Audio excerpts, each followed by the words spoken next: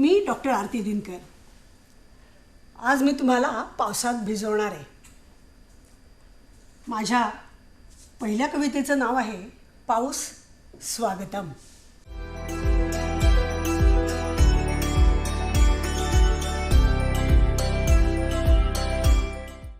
पावसाचं आगमन झालंय म्हटलं एक करावी कविता पावसावर. पावसाचं आगमन झालंय म्हटलं एक कविता करावी पावसावर. शब्द आले निथळत, शब्द आले निथळत, कसं करावं बरं पावसाचं स्वागत, कसं करावं बरं पावसाचं स्वागत. पाऊस रुंजी घालत होता मनात, पाऊस रुंजी घालत होता मनात. मृदगंध आश्वासकतेचं बीज रुजवतोय तनामनात. मृदगंध आश्वासकतेचं बीज रुजवतोय तनामनात. पावसात भिजणाऱ्या पक्ष्यांसारखं मी आडोसा शोधत होते कवितेच्या झाडावर. पावसात भिजणाऱ्या पक्ष्यांसारखं मी आडोसा शोधत होते कवितेच्या झाडावर. पाऊस झिरपला तनामनातून, पाऊस झिरपला तनामनातून. निथळले शब्द निशब्द होऊन, निथळले शब्द निशब्द होऊन. मनमुक्त श्वास घेतला भरभरून, मनमुक्त श्वास घेतला भरभरून. मृदगंधामध्ये गेले न्हावून, मृदगंधामध्ये गेले न्हावून. पाऊस भिजत रुजत गेला मनात, पाऊस भिजत रुजत गेला मनात. शब्द बीजांचे अंकुर फुलून, शब्द बीजांचे अंकुर फुलून. पावसाची कविता रुजली फुलली माझ्या कवितेच्या अंगणात. शब्द बीजांचे अंकुर फुलून पावसाची कविता रुजली फुलली माझ्या कवितेच्या अंगणात.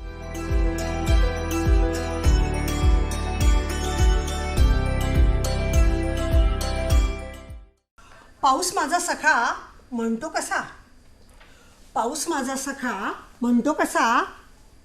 हा हिरवागार निसर्ग हसून बघ जरा, हा हिरवागार निसर्ग हसून बघ जरा. तल्लीन हो माझ्या संगीत आणि नृत्याच्या मैफलीत, तल्लीन हो माझ्या संगीत आणि नृत्याच्या मैफलीत. नाच हवं तर छुमछुम करत, नाच हवं तर छुमछुम करत. पाऊस मोठा खट्याळ, पाऊस मोठा खट्याळ भिजवतो पावसात मला. मग मी लटक्या रागाने बघते पावसाकडे, मी लटक्या रागाने बघते पावसाकडे. पाऊस आपल्याच मस्तीत आपल्याच धुंदीत चहूकडे, पाऊस आपल्याच मस्तीत आपल्याच धुंदीत चहूकडे. पाऊस धोधो बरसतो, पाऊस धोधो बरसतो आणि माझ्याकडे बघून हसतो, आणि माझ्याकडे बघून हसतो. मी ओले ती बघून मला म्हणतो, कसे भिजवले तुला माझ्या अंतरंगात, कसे भिजवले तुला माझ्या अंतरंगात. आणि पाऊस थेंब गोंधवून गेला मनात, आणि पाऊस थेंब गोंधवून गेला मनात. मी तुझ्या अंतरंगात तू माझ्या मनात, मी तुझ्या अंतरंगात तू माझ्या मनात. प्रेमाचे हळुवार गूंज सांग माझ्या कानात, प्रेमाचे हळुवार गूंज सांग माझ्या कानात. जपून ठेवते हृदयात, जपून ठेवते हृदयात. आणि हा पाऊस मला खरोखर खट्याळ कृष्णासारखा वाटतो. माझा सखा पाऊस, माझा सखा पाऊस.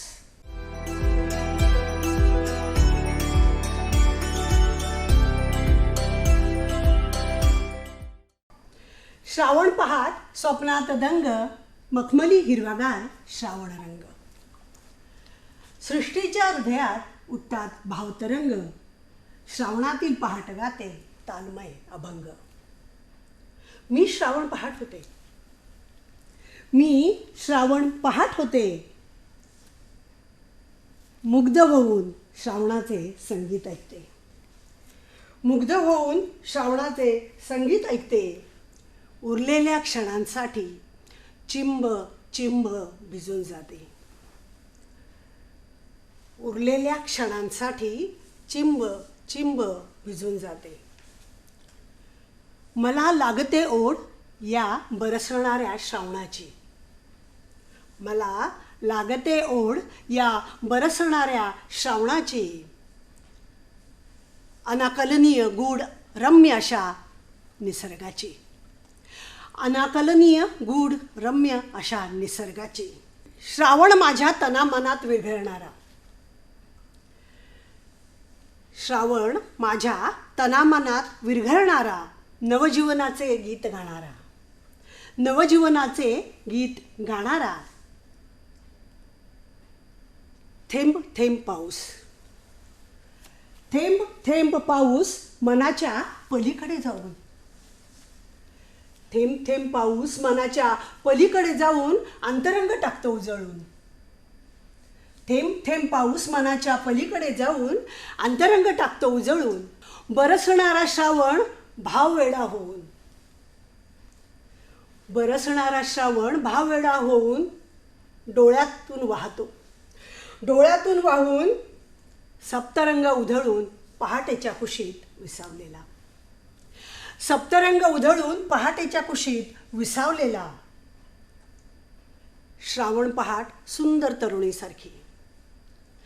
श्रावण पहाट सुंदर तरुणीसारखी नुकतीच आलेली न्हावून. श्रावण पहाट सुंदर तरुणीसारखी नुकतीच आलेली न्हावून. सुंदर तरुणी.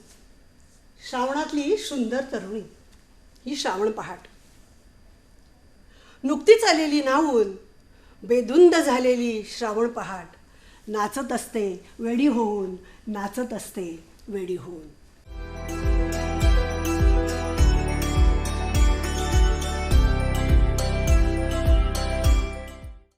कवितेचं शीर्षक आहे बाईची जात. ती ठेचकाळली. आई म्हणून विव्हळली. ती ठेचकाळली. आई ग म्हणून विव्हळली. बाईच्या जातीला सहनशक्ती हवी. बाईच्या जातीला सहनशक्ती हवी. सोशिक चेहऱ्यानं आई म्हणाली. सोशिक चेहऱ्यानं आई म्हणाली. सोशिकता फक्त बाईलाच गृहीत धरलेली. सोशिकता फक्त बाईलाच गृहीत धरलेली. आणि बाई आणि पुरुष माणसंच ना. बाई आणि पुरुष माणसंच ना. ही सहनशीलता बाईलाच गृहीत धरलेली असताना हे प्रश्न तिच्या चेहऱ्यावर उमटले. हे प्रश्न तिच्याच चेहऱ्यावर उमटले. अनादी काळापासून रेंगाळतायत हे प्रश्न.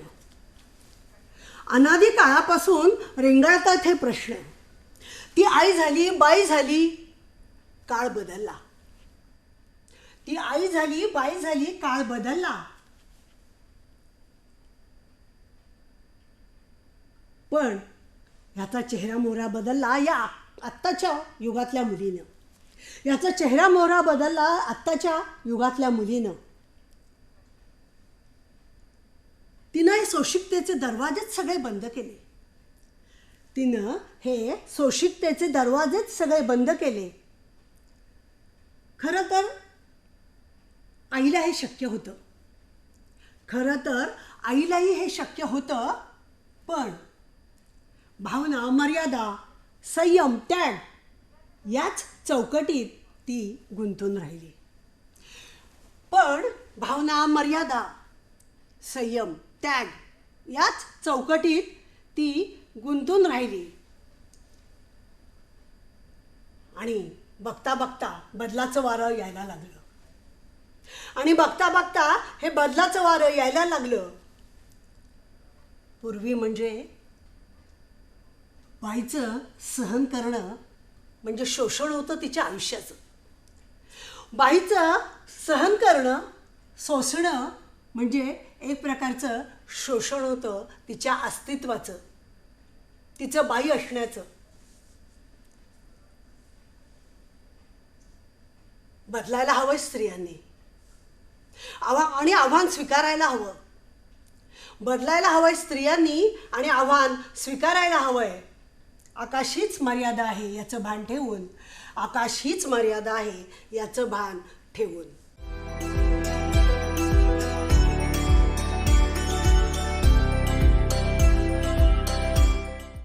नाना, नानी आणि नॅनो.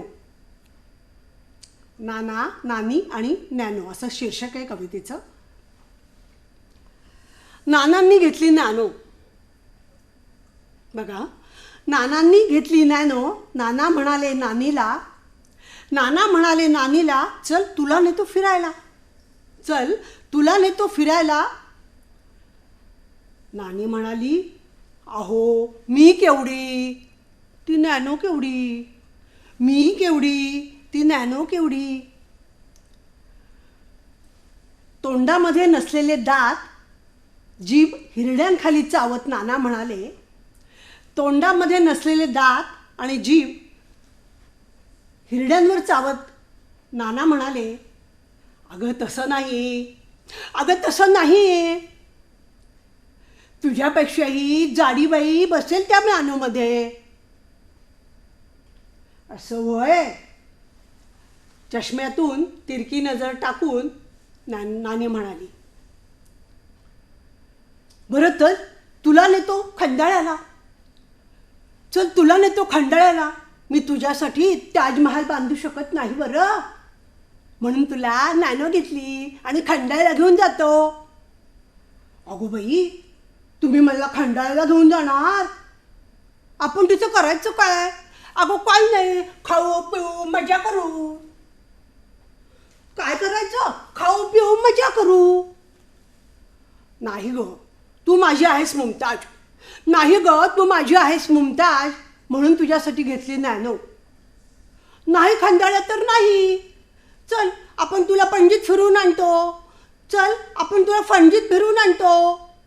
असं म्हणून नाना नानी मस्तपैकी सुसाट वेगानं पळाले, नॅनोमध्ये बसले. सुसाट वेगानं पळाले आणि नॅनोमध्ये बसले. धन्यवाद.